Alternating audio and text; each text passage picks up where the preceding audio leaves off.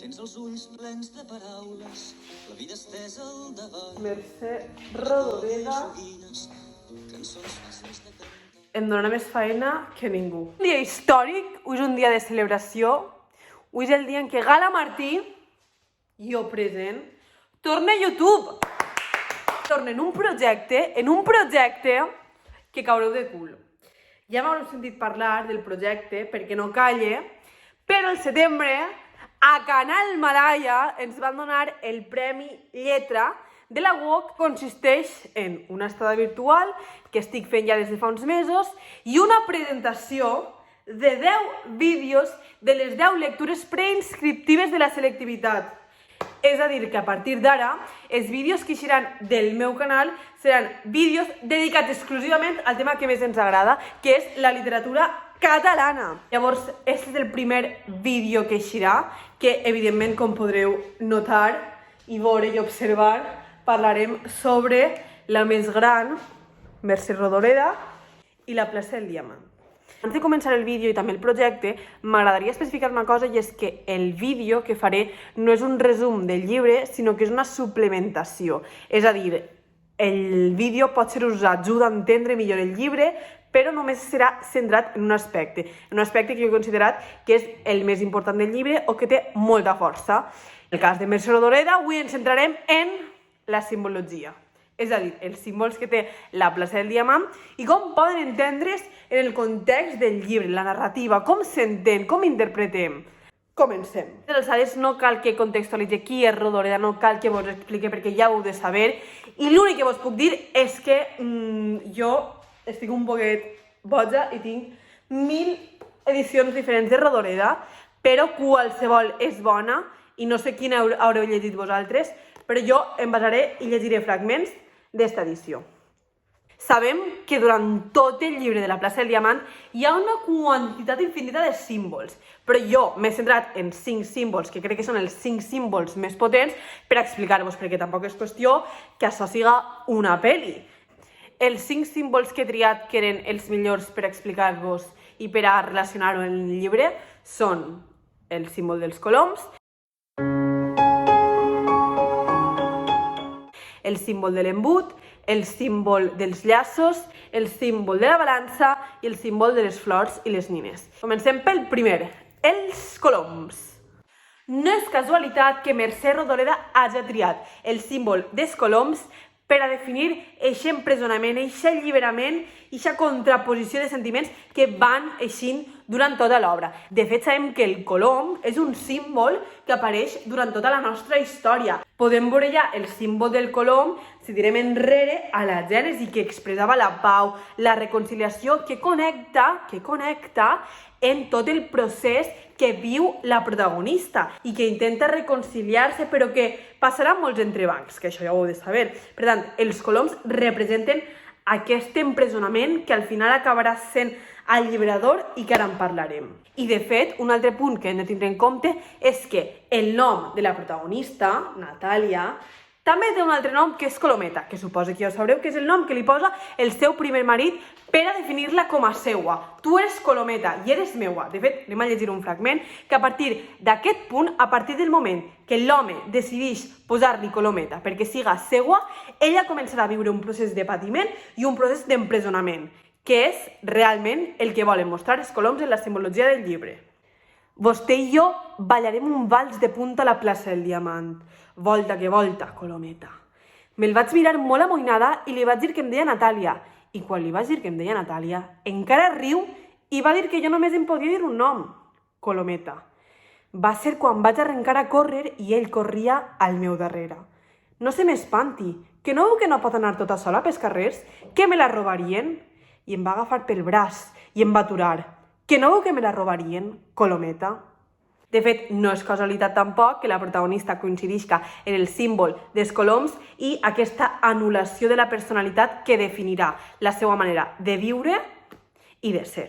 I de fet, aquest empresonament s'acaba quan el Quimet desapareix, és a dir, quan la persona que l'ha empresonat i que l'ha batejada sota el nom Colometa desapareix i ella comença a ser més lliure. I de fet, els coloms també desapareixen. És a dir, en el moment que els coloms desapareixen, en el moment que l'empresonament s'acaba, comença l'alliberament.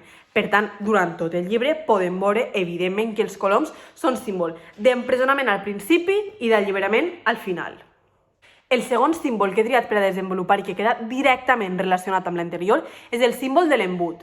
L'embut mostra tota l'angoixa, tot el patiment, tot l'estat de depressió que pateix la Natàlia. Eixe embut que queda directament relacionat amb l'anterior mostra la pitjor etapa de la seva vida i que, de fet, tota aquesta angoixa, tot aquest patiment, l'estat de depressió de la protagonista, arriba un moment de l'obra, que ja ho sabreu, que es planteja la idea del suïcidi i, de fet, és l'embut el mitjà per a cometre'l. Tot aquest patiment, tota aquesta angoixa que veiem pàgina rere pàgina, ve proporcionada per dues raons. La primera és pels seus fills. Com els cuidarà, ho estarà fent bé, què els ha de proporcionar. En un moment fins i tot sabem que es planteja matar-los. I el segon motiu que la du a tota aquesta angoixa, el patiment, és que el Quimet un dia... El Quimet, ojo en el Quimet. El Quimet avui seria una red flag. El Quimet avui estaria en presó, ja vos ho dic. El Quimet se li va passar pel cap tindre coloms en casa. Natàlia va dir, i jo què faig amb els coloms? Qui es va acabar ocupant dels coloms i qui va patir l'angoixa de cuidar els coloms i tot el que comporta tindre un colomar en casa? Natàlia. El tercer símbol que he triat, i és un dels meus preferits, és el símbol de la balança. La balança el que expressa és aquell equilibri d'estabilitat emocional que, de fet, el connectem directament en la realitat d'avui en dia. Sabem que avui en dia la salut mental està prenent cada vegada més força, se li dona la importància que té i sabem que una estabilitat emocional i mental és superimportant. Doncs Natàlia, a la novel·la, al llibre, no té aquesta estabilitat emocional. Evidentment, si estàs sota un maltractador, com vas estar estable emocionalment? Per tant, quan Natàlia va tocant totes les balances de la paret, és un símbol clar d'enyorança d'una estabilitat que no ha tingut durant la seva vida. Tots sabem que per a gaudir d'una vida plenament feliç hem de tindre certa estabilitat emocional, hem de tindre cert equilibri. És per això que les balances mostren aquesta manca d'equilibri que la Natàlia, malauradament, no pot tindre i que, per tant, anul·la el seu sentiment de felicitat. El quart símbol que he triat per explicar de la novel·la són els llaços. Hem anat llegint, hem anat veient que hi ha diverses vegades que els llaços estan presents. Què signifiquen aquests llaços? Per què Rodoreda? Per què són importants?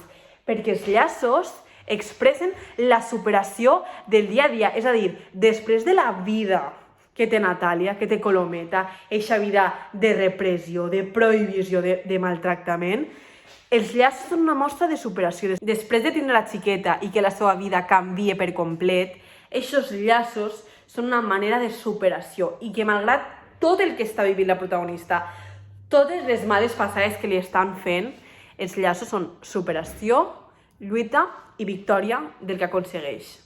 I que, de fet, jo no vos diré tampoc el final, però el llibre té un caire d'angoixa, de patiment, però sabem que hi ha una tònica del llibre final que pot ser trencant això, no?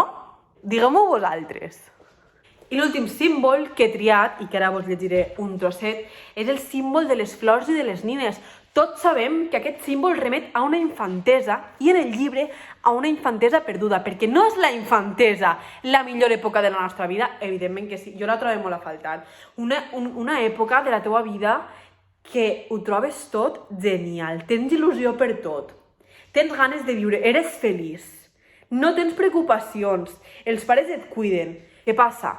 Que la protagonista del llibre no ha tingut aquesta infantesa i les flors, les nines, li recorden a una infantesa perduda, un moment de la seva vida on la felicitat hauria regnat, però per certs motius no va ser així. Llegirem ara un fragment de la primera pàgina del llibre, però heu de saber que hi ha constants referències sobre les flors, sobre les nines, sobre aquesta infantesa perduda. El que passa que a mi m'ha semblat superinteressant que ja en la primera pàgina aquest símbol estiga present. Quan vam arribar a la plaça, els músics ja tocaven. El sostre estava guarnit amb flors i cadeneta de paper de tots els colors. Una tira de cadeneta, una tira de flors. Hi havia flors amb una bombeta dintre i tot el sostre era com un paraigua a l'inrevés, perquè els acabaments de les tires estaven lligats més en l'aire que no pas al mig, on totes s'ajuntaven. La cinta de goma continuaria. És un fragment que, de fet, descriu com és aquesta entrada a la plaça del Diamant, no? I fins així el vídeo d'avui. Espero haver-vos ajudat que hàgiu entès una miqueta més els símbols, que els hàgiu relacionat directament en la novel·la i fins i tot en coses quotidianes que ens poden passar a nosaltres avui en dia. I fins així el vídeo, fins així el llibre. Espero que us hagi quedat un poc més clar la simbologia de la plaça del Diamant, que la relacioneu amb l'obra i que també arribeu a relacionar-la amb coses quotidianes que ens poden passar avui en dia. I per acabar, espero que hàgiu entès una miqueta millor el llibre, que vos hagi servit de gran ajuda aquest vídeo, perquè aquesta és la intenció, llegir, entendre i sentir teua la literatura.